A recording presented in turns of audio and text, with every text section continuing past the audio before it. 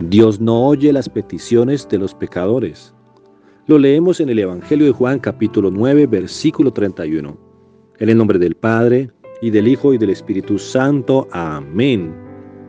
Y sabemos que Dios no oye a los pecadores, pero si alguno es temeroso de Dios y hace su voluntad, a ese oye. Amén y amén. Leyendo el contexto de este pasaje de la Biblia, encontramos que los fariseos y escribas estaban buscando la manera de acusar a Jesús porque había hecho otro milagro más aquí.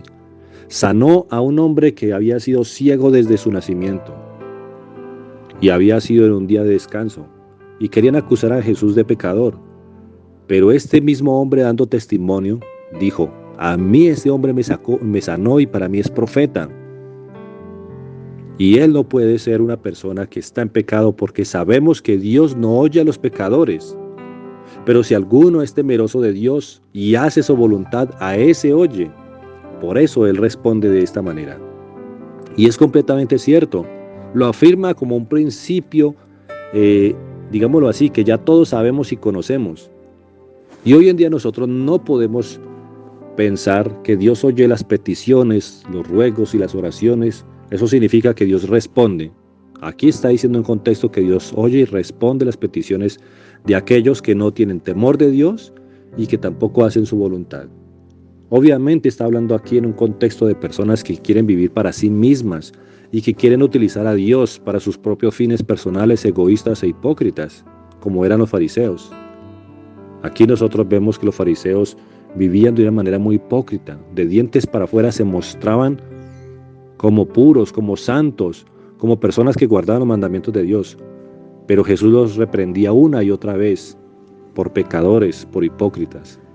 Ahora, ¿qué pasa cuando conocemos hermanos en la fe que, conociendo la palabra de Dios, se congregan o se hayan dejado de congregar, como sea el caso, no tienen temor de Dios para fornicar, no tienen temor de Dios para decir mentiras, no tienen temor de Dios para practicar los rumores, el chisme, para hacer contiendas, no tienen temor de Dios para mantener borrachos, conociendo la palabra de Dios?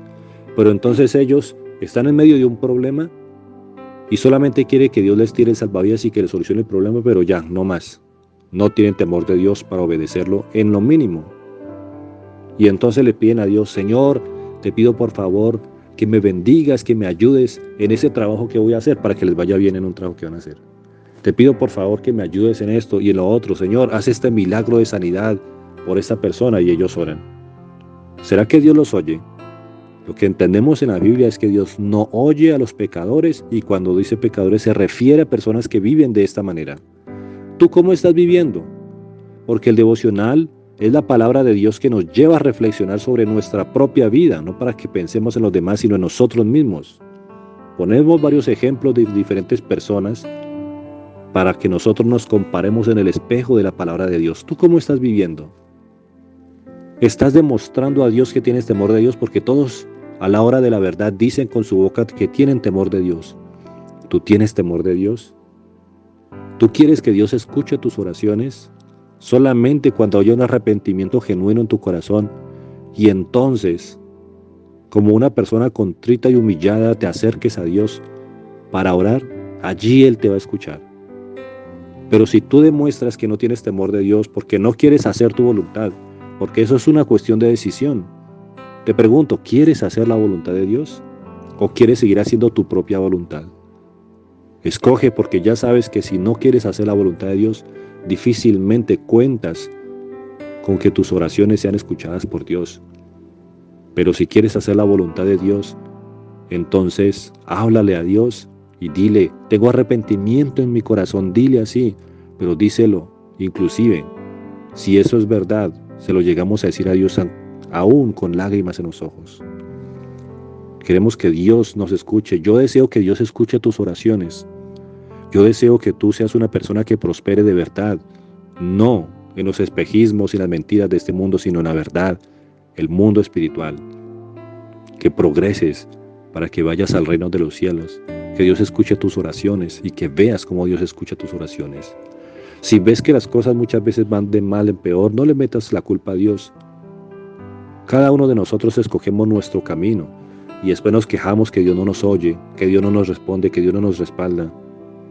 Así que, cuando veas que las cosas van empeorando, tienes que sacudir la cabeza y el corazón y decir, basta, voy a hacer cambios, voy a empezar a alimentar mi temor de fallarle a Dios y voy a buscar hacer su voluntad y no la mía. Entonces, verás que las cosas cambian en tus oraciones y en las peticiones de tu corazón.